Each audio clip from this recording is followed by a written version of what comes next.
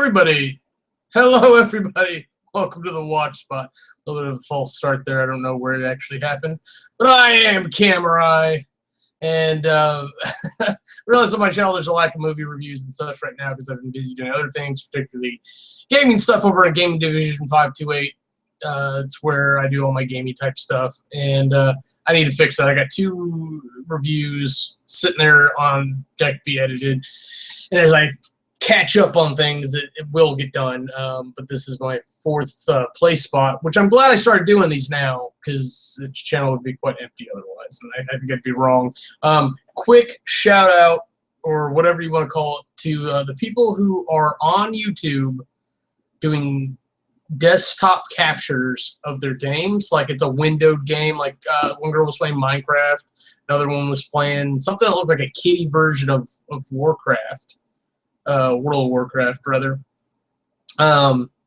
Just like the frame rate's down, and like, but they're doing whatever they can do, and they're doing what they know how to do, and that's important. I've watched a fair amount of YouTube lately, just here and there when I get a chance. I'm catching up on Team Hypercube's, all their board game play stuff. I need to talk about that more in the gaming edition. But I'm really happy to catch up on them because I asked Christina and Joe personally, like, hey, you guys should play more board games. They're like, yeah, it's really hard to film and everything, and it is. I know. I've done a couple, and I'm looking to do more, but it is a lot more difficult to do, especially with the overhead camera, and make sure everything happens. It's why Tabletop runs half the year's episodes instead of doing weekly shows, and they have all the budget and nice materials to do it with, and like I've got a room with a couple cameras and a tiny table, and they've got a lot more talent than I have and better on camera personalities, but they're running off pretty much the same things. There's probably better equipment. Let's be honest. Anyways, we're here to talk about things we've been watching. So of course, podcasts and such. Now that the break's over, everyone seems to be kind of reviving back. The big news item was the guys from Kind of Funny quit IGN, and they've been on deck for that for a while now. But to seeing them go independent after we see Jim Sterling go independent from The Escapist, it's big thing. Good luck to them. So that's happening. Let's see. Polaris, the co-optional podcast moved from Polaris over to Total Halibut. I think you can still get there through either Cynical Brit or Total Biscuit. I can't remember which one, but I just do the Total Halibut so that I can make sure I get there. They're a delight to watch on that podcast as well. Screenplay didn't happen this week for whatever reason, but the Escapist podcasts are starting to revive one by one. Movie Bob and Ross, I think is his name. They came back finally. It's been the Science and Tech podcast, guys, holding down the fort. They did take off for Christmas, and good for them. But they're my favorites. It's I don't know. Like out of all the weird podcast stuff, I don't really watch that many. But out of all the podcasts that I do watch, like I really want to say like they're top notch. I enjoy the co-optional podcast because it's a longer stint about video game and stuff. It's how I keep up with it. That and the patch, but I'd rather watch the Rooster Teeth podcast that comes down to Rooster Teeth stuff. And that's just me enjoying personalities of people that I felt like I've gotten to know over the years. But whatever. Okay, so on to things. Let's do movies first, I guess, because there's a lot less of those. I've been doing TV a lot. Let's see. I caught this on Netflix Instant Watch. Venom. If you like horror movies and you like cute teenage chicks, I guess, I don't know. They're not really teenagers, but yay. It takes place in Louisiana. It's all about some Bayou voodoo voodoo practitioner trying to recover a suitcase of like 13 souls that were damned, that had been removed or whatever. I don't know what the hell she was trying to do with it, why she was moving it. but she had it in a car, and then there's like some accident, so the car goes in the river. And for whatever reason, as she's dying, she commanded the embodiment of the souls, which are these snakes, to take the guy in the car instead of going to the bottom of the river. So he dies and comes back as a zombie, and then spends the rest of the movie trying to kill everybody. I don't think that's a spoiler. And if it was, you're not missing a whole lot. Like, the description's a little bit more vague. But it's basically like zombie. It's basically a voodoo zombie version of Friday the 13th. So if you like those movies, enjoy. But it's not one like, oh my gosh, I can't believe you never saw this. You might recognize some of the actors too. Like, there's one girl, I swear to God, she was Ross's college or student girlfriend in Friends, but I think the age range is wrong. So like, it would have to be that girl's younger sister, if that. But they look awfully similar. We'll come back to that. That'll be the first one I talk about. I'd like to talk about Riddick for just a moment. I like that character. I don't give a crap. People shit on Vin Diesel, and it's fine. I'm not a big Vin Diesel fan. Like, I'm not gonna like go to his defense. He's got enough money. He's got a voice, and he does his own thing. I like the Riddick character. I think Vin Diesel is a decent actor. I don't like some of the movies that he's in, but I'm sure he's having fun with them. But I like the Riddick series. I like Pitch Black. It's awesome. Awesome. I loved that. And people thought the Necro stuff in the Chronicles got weird. The only thing I didn't like about Chronicles is that the cute chick died. But that was just part of the tragedy of Riddick. Like, we can't have nice things sort of shot. It's just what it is. Along with that whole relationship with the Necros. Like, the beginning of the movie is all about like how that falls out, and then how he ends up on the planet that he's stuck on, because that's always his thing, is that he's stuck somewhere, whether it's a prison or a planet or what.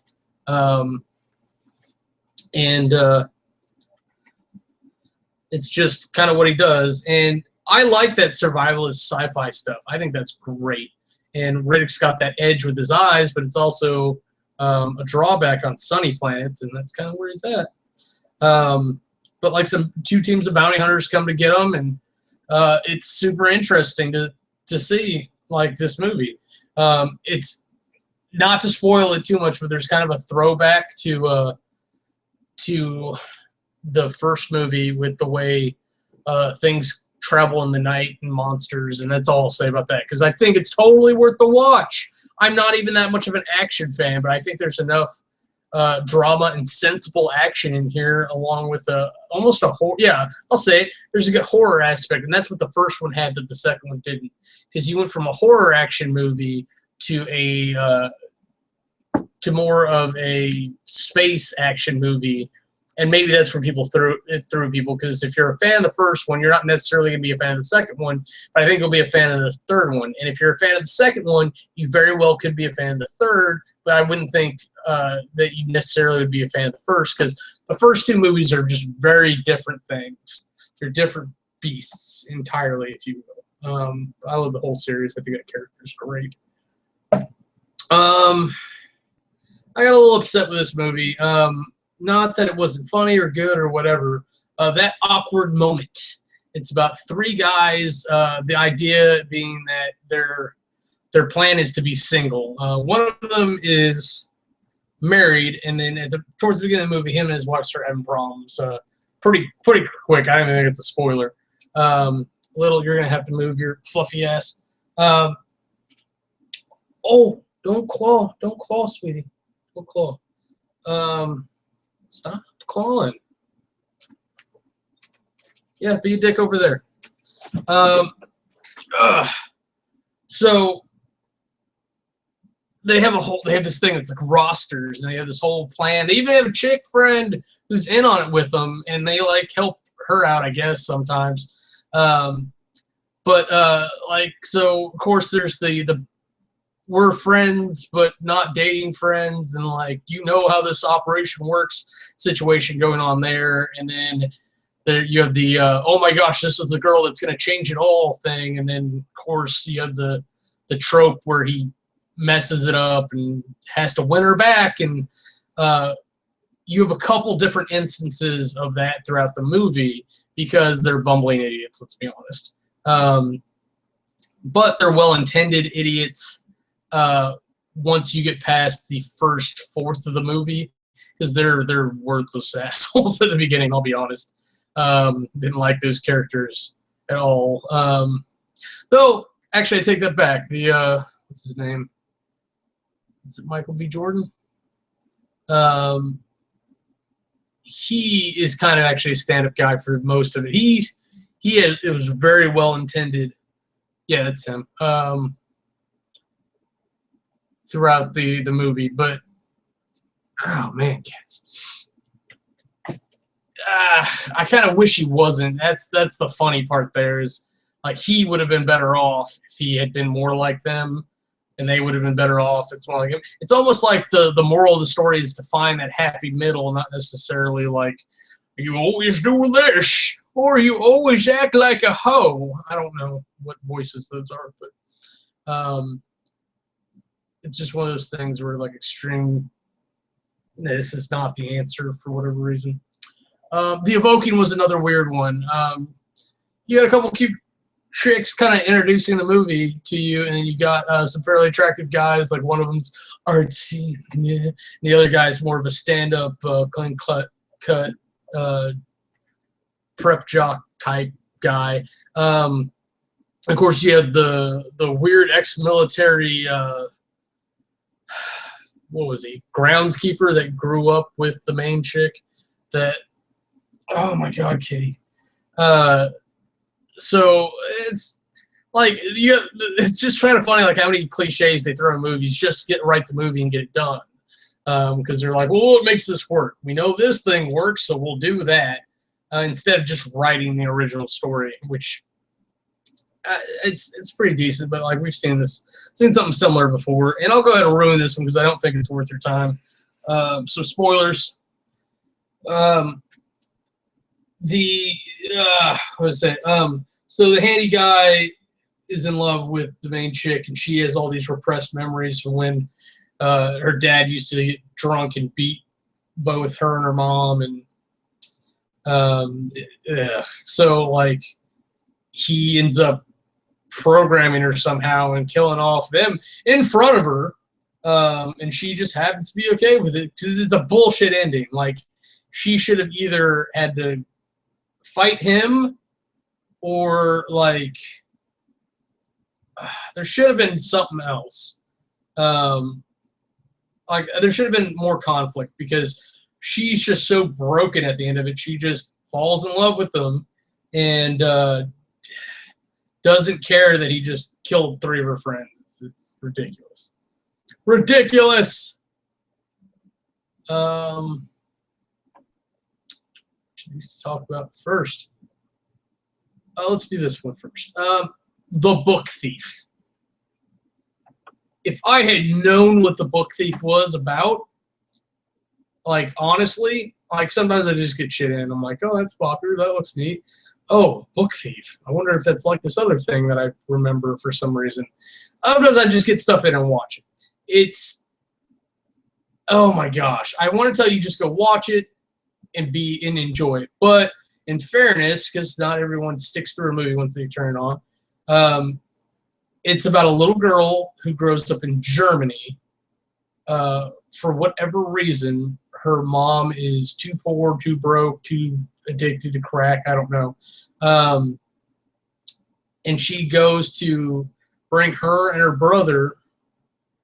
The mom brings the daughter and son to this village to adopt them out, and the government's going to give stipends so that they can all live together, because I think it's still a socialist nation at this point, because this is right before the war, the World War II.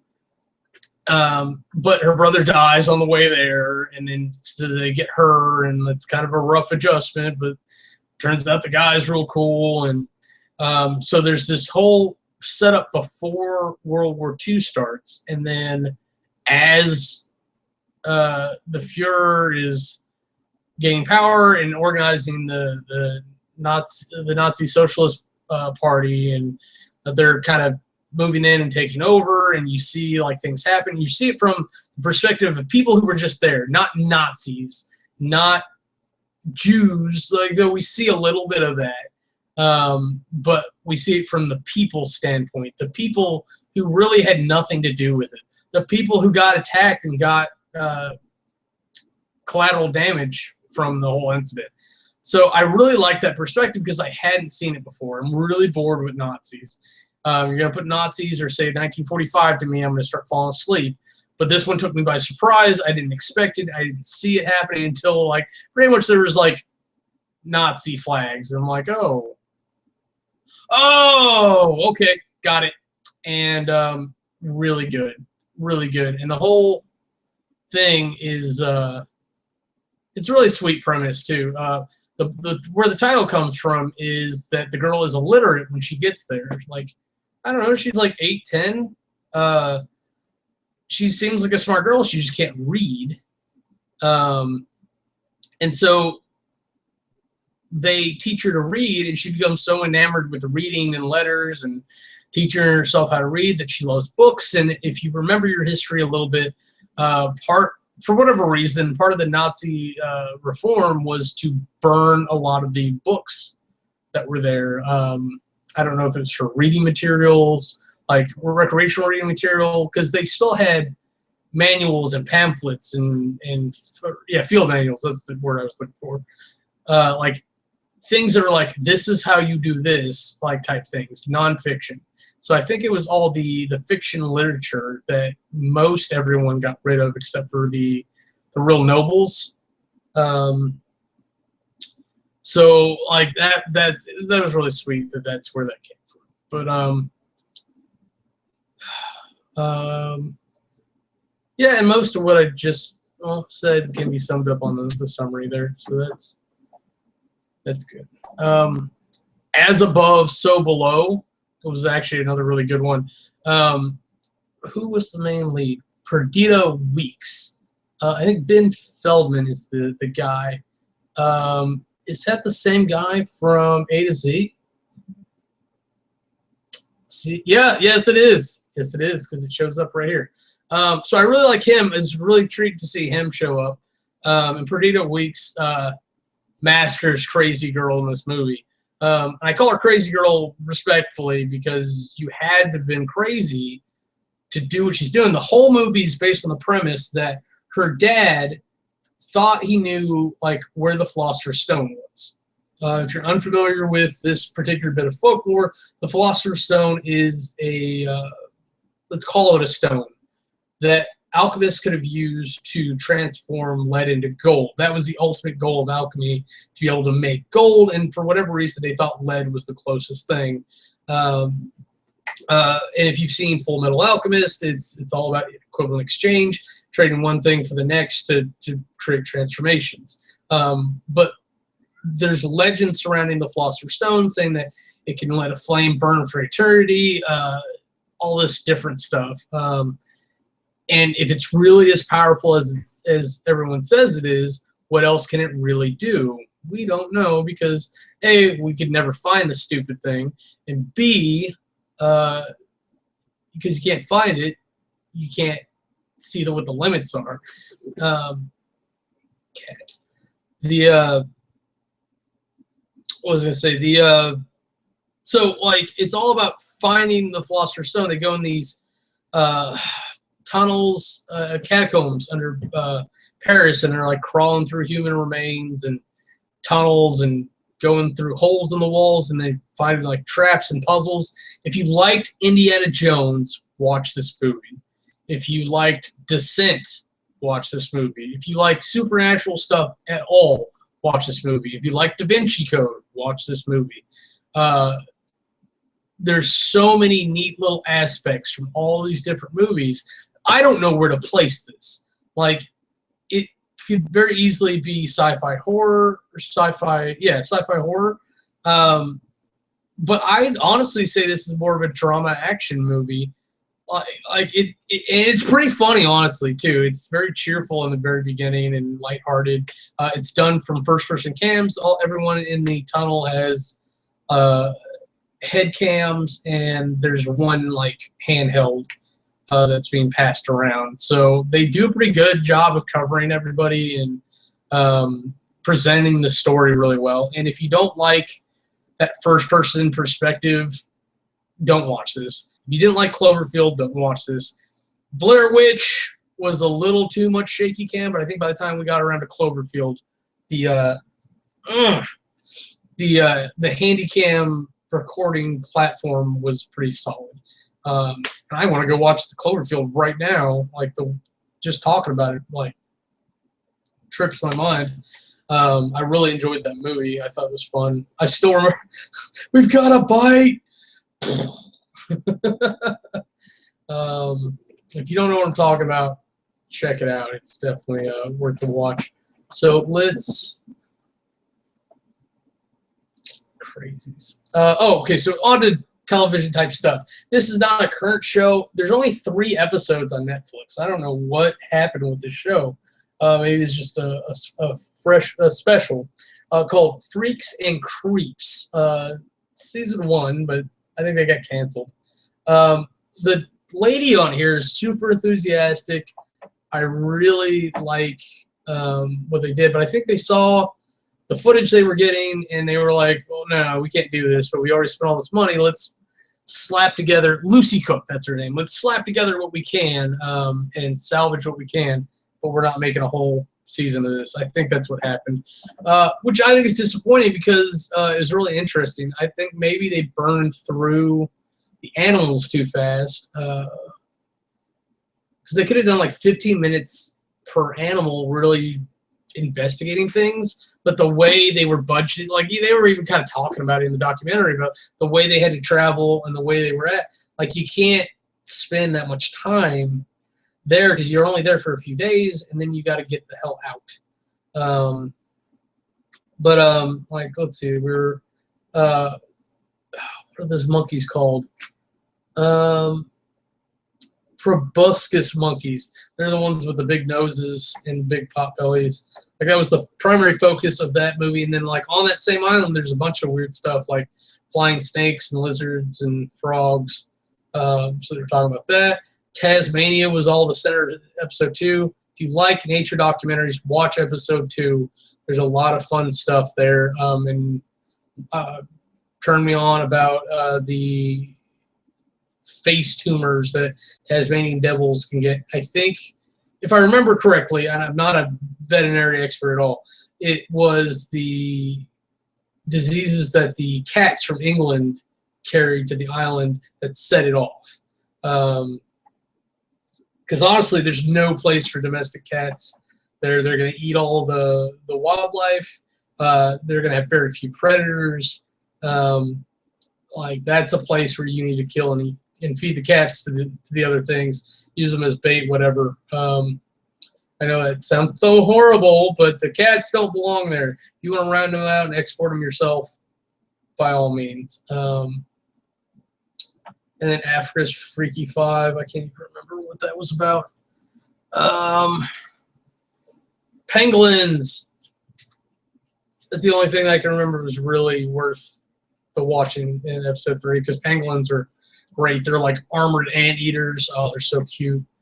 They look like they would make really good pets too, as long as like you could actually feed them because that's the thing with anteaters, like in general, or aardvarks, is they've got these big claws that are super sharp, so they're used to ripping things up, so they'll destroy your house. But if you can keep them from wanting to do that, then I would think that'd be amazing. So on to more TV. I realize I have to go back and figure out where I watched Glee last and catch up because honestly, yeah, that needs to happen. As much as I had a bitch fit about season 4, I need to see where I got to and where I'm at and check out season 6. But let's see.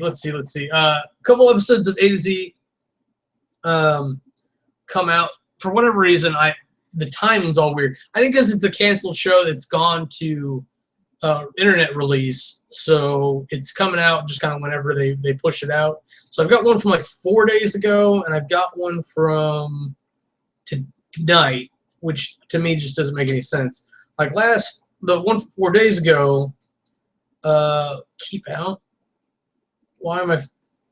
Oh, I don't know why it's called Keep Out. It's because they needed a K. That's why. So it's all about like getting alone time when you have all these weird relationships, because it's the 2 girls that live together and the 2 guys that live together. So the dude and Stu live together, and they have some weird codependent relationship. And then now Steffi and Zelda live together, but Steffi's dating somebody new, and then Zelda's dating the dude. So like they go as far to looking into getting like their own apartment, or him getting a new apartment, or almost moving in when they're not ready, just to be able to get away from everybody else, because Steffi and the guy is really not respectful of them, and Stu is weird. He's just a big weirdo. That's really what the problem is there. Like to the point where like if it thunders, he comes and sleeps in the bed with them. No friggin' way would that work. The only way like that's happening is if she's into it. And, that could possibly mean that that's not going to work out anyways. And then on tonight's episode, it was like the boss and her love interest. Oh yeah, and then his dad comes into town. That's what it was. So like Stu's in love with his dad for whatever reason, and then Zelda wants his dad to like her, but apparently she's got some compulsive or disorder for it, even though he says he doesn't, and it turns out like he's a liar. And like it's a lot to do about being honest, and they foreshadow that really early, actually. Being honest and outspoken with one another, and just trying to deal with everything, and at the same time being appreciative of what you have with other people, which I can get behind. But like it's just kind of weird that we've got these weird little morals piled into these humor shows, and that's fine. There's nothing wrong with that. Oddly enough, a very similar moral in Mulaney. God, how do I start this one? She like the girl roommate, like because there's the 3 of them that share the apartment, the 2 comedians and the girl who hates comedians. I don't understand why they're friends. Like the character doesn't make any sense to me. But I digress. For whatever reason, Mulaney takes her to the TV show for his boss, and he starts picking her out of the crowd, being like, "Yeah, haha, I'm funny, right?" And she doesn't laugh because she doesn't have a viable sense of humor. Like she likes when people get hurt, and like stupid things like cats with hats. So like the whole thing is this weird buildup of how like Mulaney doesn't like that Jane and his boss are spending time together, along with like kind of what a horrible person she is, because she likes being with this rich guy, and like she like saw a relationship as much as she apparently sees relationships, and she was fake laughing for the guy the whole time. Then eventually like Mulaney feels he has to blow her cover, just so like life will return to normal. And I don't want to spoil that because that was actually a really good moment in the episode. But just the fact that like he feels the need to do that should be enough for you. Family Guy. Brian gets dumber or stupider than normal. He dresses up like Meg to take her SATs or whatever. He gets like 1,000 out of 2,400. And then he starts acting like Peter because apparently he's got a brain tumor that is causing extra pressure in his brain. He can't use his brain right, which kind of explains Peter and Chris a lot, honestly, because they all were peas in a pod there for a minute. And then whatever fucking. Of course, it's Family Guy, so they end up wrapping it up, resolving it. Stu's damned and determined to get his Brian back, and they have a very explicit conversation about like how Stu made the decisions and made the calls, whether or not Brian was happy the way he was. Kind of ridiculous. And then was it Gallivant? Yeah, then Gallivant. Okay, so there's the thing, the two balls, which is weird, but appropriate enough. And then Comedy Gold. So Two Balls was all about. It was simultaneously about the multiple storylines in this kind of weird me out. Like right now, they've boiled it down to two, which is good. They've got the King storyline and Gallivant storyline, and eventually they'll merge with the focus being the Queen or whatever. So Gallivant had to pretend to be his squire, which is this whole thing. It's all character building between the three of them and foreshadowing some things that show up in the next episode, while the King is trying to entertain the Valencians, the people he conquered, for whatever reason, to try to make himself feel better and be slightly more appealing to his wife somehow, which leads into the following episode where he finds out about the jester banging the Queen, and he, for whatever reason, instead of killing Jester and just having her because he's king, which is what would have happened back then, he tries to get the Jester to teach him how to be funny, because he's that dumb. He doesn't get that that's not why she was banging the Jester. It was just that she preferred him, so she did. So that's his whole storyline there, is trying to be funny and woo his wife back, and then I think she throws the Jester in the dungeon because he gets scared or whatever. But and then, oh god, the heroes meet some pirates, and they realize they work together. They can overthrow the pirates, and then they can work together with the pirates to get the pirates back in the sea because they're land pirates. I get that they desperately needed to put them on the boat, but that was weak.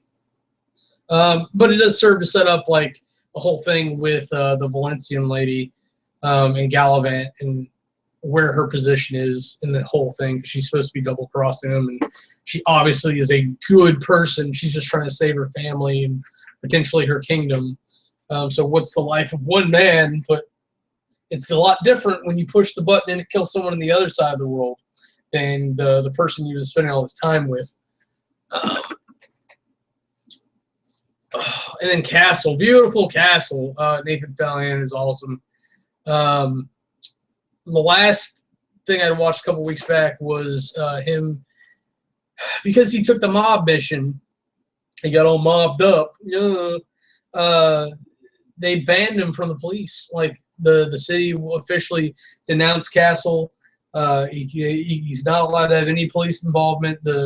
Apparently Chief Iron Cunt is. That's not her name. Iron Curtains. I can't remember. I actually like that character. I don't mean to disparage that character at all. Or the actress, Sir. So the chief is under apparently a lot of pressure and an awkward situation because Beck and Castle are married, and they never thought they'd be separated from cases like that ever again. But it happened, and then Castle gets his PI license. So that's what this latest episode's all about, is Castle PI, and how he runs parallel investigations to theirs. So as long as he's got the victim's next of kin or whatnot as his client or supposed client, he's good. He's good to go, and he'll be running interference as much as he can, I'm sure. Okay, over on New Girl, pretty much the only show I watch from Fox anymore. Zooey Deschanel's character and her boyfriend, the English guy, I can't remember his name. They work together, but like apparently Coach nerded out and looked it up, and apparently it's not actually illegal. It's just troublesome. So like they came out, and then they had to deal with all the favoritism. That was pretty much the whole episode. Well, the other thing was Coach trying to get the other teachers to want to bang him again because he thought he was the cute teacher before the British guy showed up, and then something with Nick and Schmidt being sick and trying to keep Schmidt home and healing instead of trying to work more. So you can tell which part of the episode I really took away from. Marvel's Agent Carter, Time and Tide. I thought this was really interesting. I feel like they're rushing it though. Like it felt like they were rushing. I take it back. After a little bit of retrospect, it seems okay.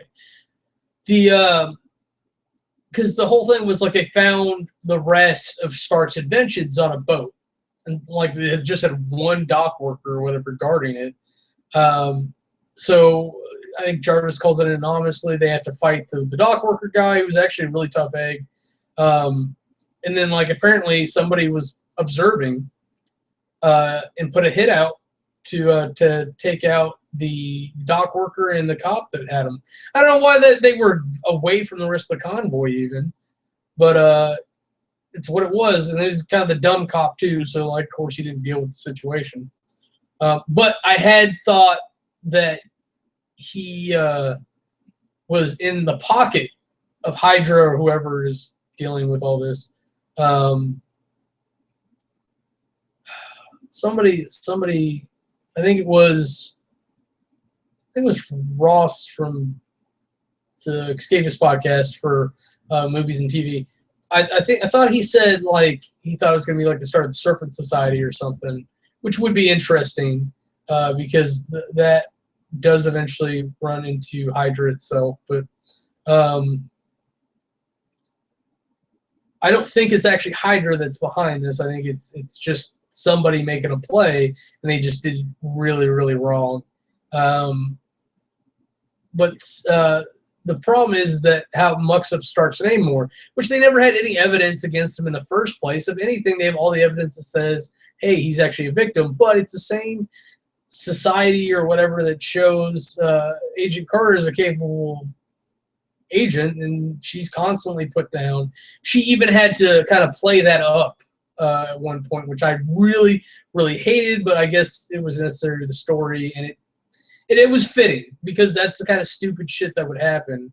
And that's what you do to protect your assets when you need to. I have no idea why Jarvis got that nervous, but I mean, especially when like he was so confident of everything besides that. But I guess you attack somebody's weak point with something they really care about, and I guess maybe they'll crack.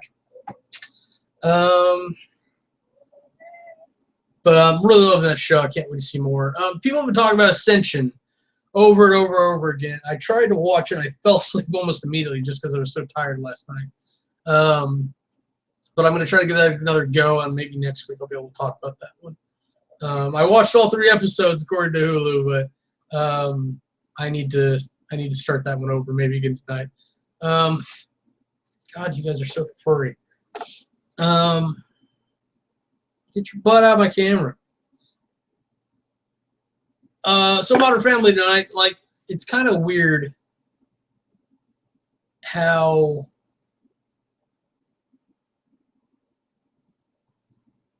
parallel these two shows are. Modern Family and The Middle. This wasn't as close as it was before, but it's close enough. It's all about the little ones in Modern Family, it seems. Oh, well, that's like half of it, and the other half is the boat thing, which also could be paralleled. So Cam's trying to get Lily to be a clown. She starts hitting him to make her other dad laugh. Joe is being potty trained, and then Claire and the Dunphys are trying to get their crazy neighbor to move their boat from their driveway because it's one of those stupid houses where like the driveways are basically touching. I don't know why you bother to put a foot of soil between two driveways. Because that means the houses are technically that close. So it's just weird. But she's like trapped in there because of how they have this boat park. And they could have just parked it on the other side of the bloody driveway and it would have been fine. But like it's also like illegal and all this nonsense. So like because like they didn't want to deal with it and the neighbors were being assholes, which they admitted to, or at least the guy did. Claire ended up calling the police to have it towed out of there or fined or whatever. So that got him back to like a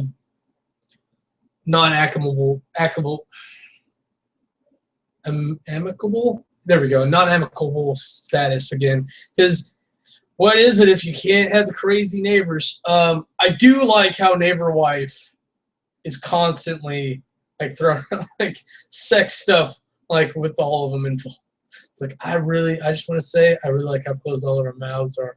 I would never have expected that from that actress, and I hate that I can't remember her name, but I loved her in Better Off Ted. I loved her in Joey, but she always kind of played like missing a beat of confidence type. And now she is playing dumb enough or stupid enough that, like, she doesn't need the confidence. Like, she's just not unconfident, essentially, because she's not aware of the whole situation, what it seems like. Plus, she slutted up a little bit, which I always kind of take a second look, but it's a second look.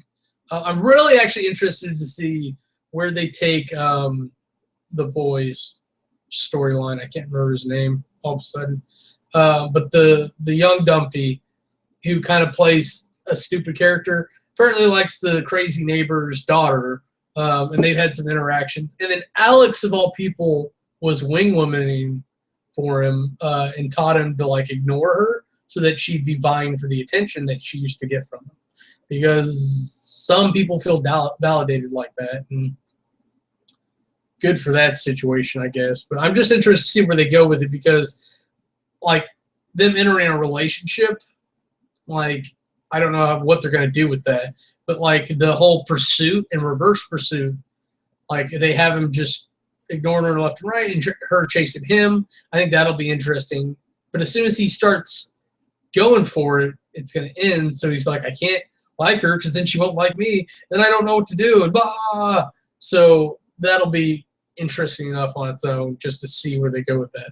And finishing up with the middle, I'm so glad that they finally had this episode. I was really tired of seeing the joke happen. They got the sink fixed. Let's go and get that out of the way. Spoilers, whatever. And it's impressive how they went about it because they actually had Grandpa teaching Axel a thing or two because Grandpa's not the shittiest parent out of that family, where Frankie and Mike, they've just kind of given up on life. They're real, I just can't be bothered if you're not going to be bothered, because they do whatever gets them the least trouble immediately, which is a horrible way to live, which is example and joke of the show. But Axel is the same way. Sue's super motivated, and weirdly so is Brick, but about the weirdest things and never anything potentially useful, it would seem. So it's actually fun to see Grandpa come in and do some good parenting with Axel, even though he's already a collegiate. And to see like them basically have a new kitchen, essentially, when they definitely couldn't afford it. But I'm tired of like food and stuff in the sink and hose water jokes, and so I'm glad that's out of there. But like between Grandpa teaching Axel, them ignoring Brick in general, and then was it Sue? Oh my gosh, like the good kid. Whatever reason she had. Oh yeah, she had gotten the keys to go clean that weekend, and for whatever reason she still had them when she went to go find people hanging out somewhere, and because they couldn't find anyone hanging out at the parking lots because kids are stupid and they hang out in parking lots. It's just what they do. I've seen it firsthand. I've been there and been like, what are we doing here? What is happening? I want to go. Like they Instagram something like rocking at the quarry, and then somebody finds that and goes, "Oh, there must be a party there," and then shows up where there's nothing going on, and going, "Where's the party? Is this it?" And people just flood the place, and then of course Mike shows up, and I guess we're lucky he didn't murder all the children or whatever they are, teenagers. That's the word. And then like he actually goes to grad Sue for 6 months, and she writes letters, slipping them under the door because that's the Sue Heck way, I guess, of apology until she gets it reduced down to 6 because she's Sue. It goes back up to 8. And then like because they're shitty parents, they forget her after like 4 weeks. That's the story. So what always throws me is that like theoretically the next episode would be within those 4 weeks, but they probably won't use it. I don't know. It's I can't stand writing week to week. Like I would have to have it'd have to be first year season of Heroes. It's the only way that I'd ever be able to write a TV show. Like here's our story. This is what's going to happen. This is why this is going to happen. This is happening here. So 5 episodes later, this can happen and make sense. And I'm telling you, they did so much good work on that. It's going to be my prime example for television from here to the day I die. Is remember Heroes Season 1 before the 3rd reboot? That was television, kids. That's what I'm saying. Grandpa, why are you talking to the toilet again? It's the last thing I ever tried to teach you. I don't know. So I'm kind of tired. So that's been quite enough of that, I think. But thanks for watching. If you enjoy this at all, that's what we've been watching this week here on Watch Spot. Like I said, I've been doing a lot of gaming stuff over the gaming division. If you want to go check that out, the link's over here. Come check it out. Eventually, we'll get more reviews going on this channel, I promise. But I am Kamurai. Have a nice day.